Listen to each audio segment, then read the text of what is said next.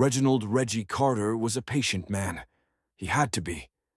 He spent his days managing a classroom full of middle schoolers in Lakeland, Florida, trying to make science exciting for kids who cared more about their phones than the periodic table.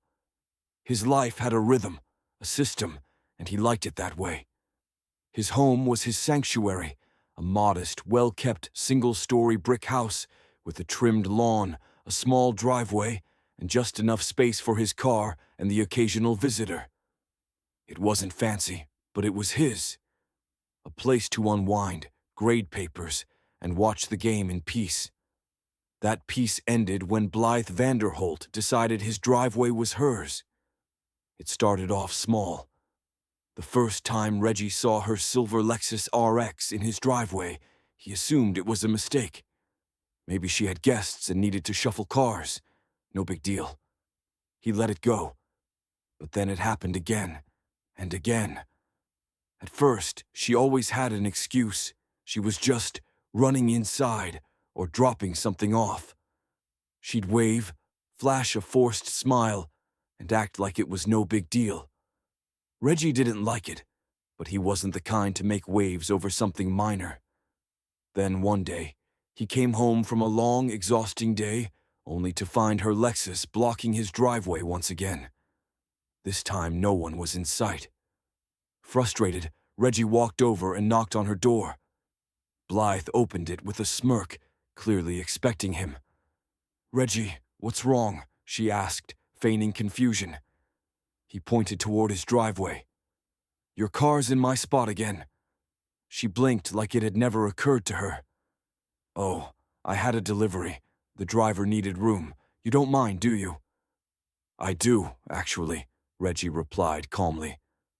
"I need you to stop parking in my driveway." She sighed, clearly annoyed. "Well, I live next door. It's not like it's a stranger's driveway." "You're still parking on my property," he said, his patience thinning. Blythe scoffed. "Are you really this upset over a car being there for a few minutes?" "It's not a few minutes," he said firmly. "It keeps happening, and I need it to stop." She finally moved it, but it was clear. This wasn't over. Over the next few weeks, the pattern continued. Reggie would come home to find her car in his driveway again. If he left a note, it disappeared. If he knocked, she wasn't home. One evening, he returned to find not just her Lexus, but a sleek black BMW parked there too. That was the final straw.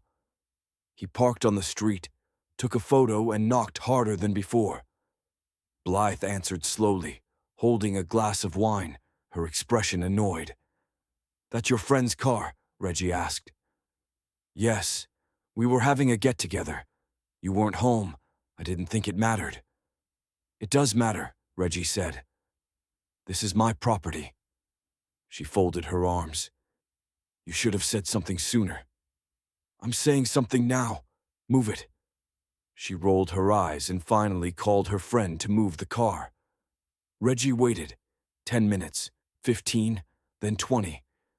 Finally, he went back inside, sat on his couch, and saved the number for the local towing company. The next time it happened, Reggie didn't knock. He didn't call her.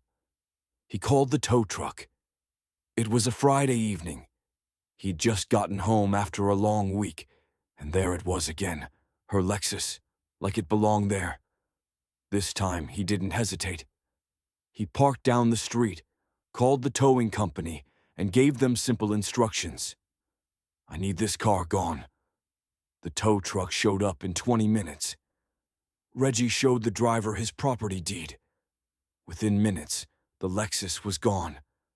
About an hour later, a furious pounding shook his front door. Reggie took his time opening it. Blythe stood there in silk pajama pants, flip-flops, and fury. "Where's my car?" she snapped.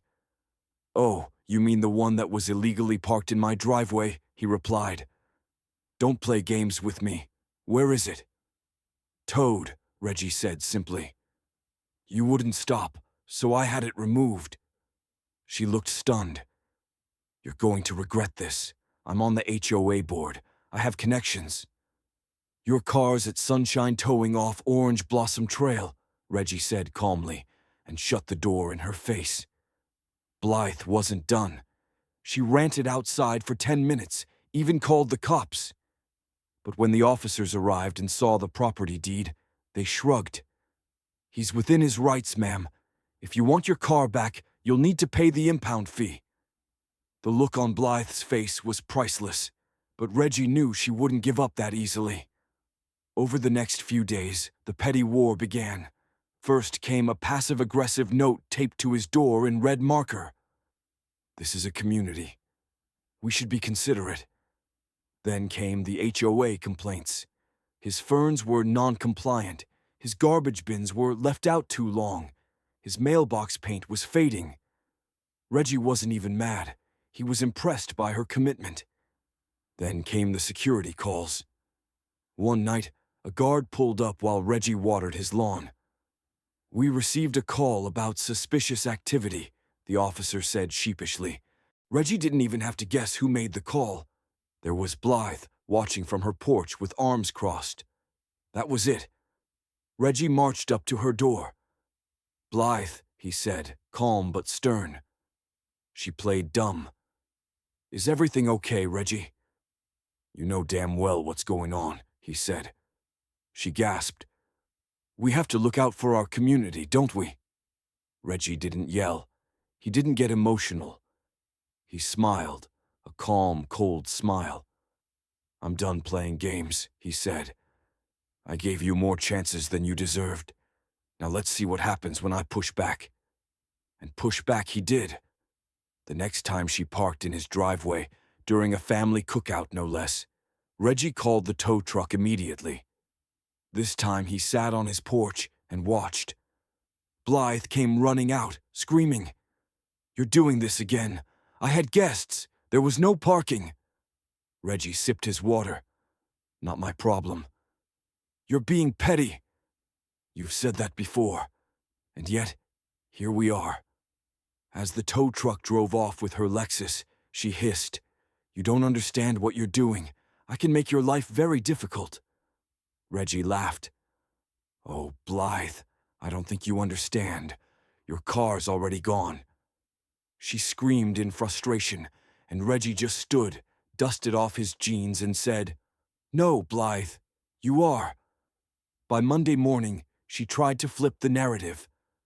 The HOA sent out a vague email about neighborly disputes. Flyers appeared around the neighborhood. Do we tow our neighbors instead of talking to them?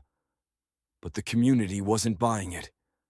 Reggie's phone lit up with messages from neighbors and even other HOA members. She fined me $200 for a wind chime. She's been a nightmare for years. Tow her again, I'll pay for it. Then came the HOA meeting. Reggie showed up and took a front row seat. Blythe expected to play the victim. Instead, the board read out complaints against her: harassment, retaliation, abuse of HOA power. You're taking his side, she asked. No, they replied. We're taking the community's side. A few days later, Reggie's trash cans disappeared. He found them stacked neatly behind Blythe's house. He laughed, took photos, and knocked on her door. Want to explain why my trash cans are in your backyard? I don't know what you're talking about. Blythe, I have pictures. She stared at him silently. You've lost, he said. You can't find me. You can't call security. The HOA isn't backing you. And now you're stealing trash cans? She shut the door, and Reggie smiled. The next morning, he filed an official complaint, with photos and a full timeline. By the end of the week, Blythe Vanderholt was removed from the HOA board. And just like that, she never parked in his driveway again. She stopped speaking to him. No more smug looks, no more passive-aggressive notes, no more complaints. And honestly, that was the best outcome Reggie could have asked for. For the first time in months, he could come home, pull into his driveway, and relax. But the neighborhood kept talking. Blythe's fall became legend. The woman who once ruled the HOA with an iron fist had been stripped of power. People who'd once stayed silent finally spoke up. She called security on my nephew for wearing a hoodie. She fined me for having a bird bath. I've lived here for 10 years. She's never helped anyone. Reggie realized she had been a problem long before she came after him. He just happened to be the first one to fight back and win. A few months later, a for sale sign appeared in Blythe's front yard. Some said it was shame. Others said she simply had too many enemies to stay. Reggie didn't care why. When the moving truck pulled away, he stepped onto his porch, took a deep breath, and smiled. The fight was over, and he had won.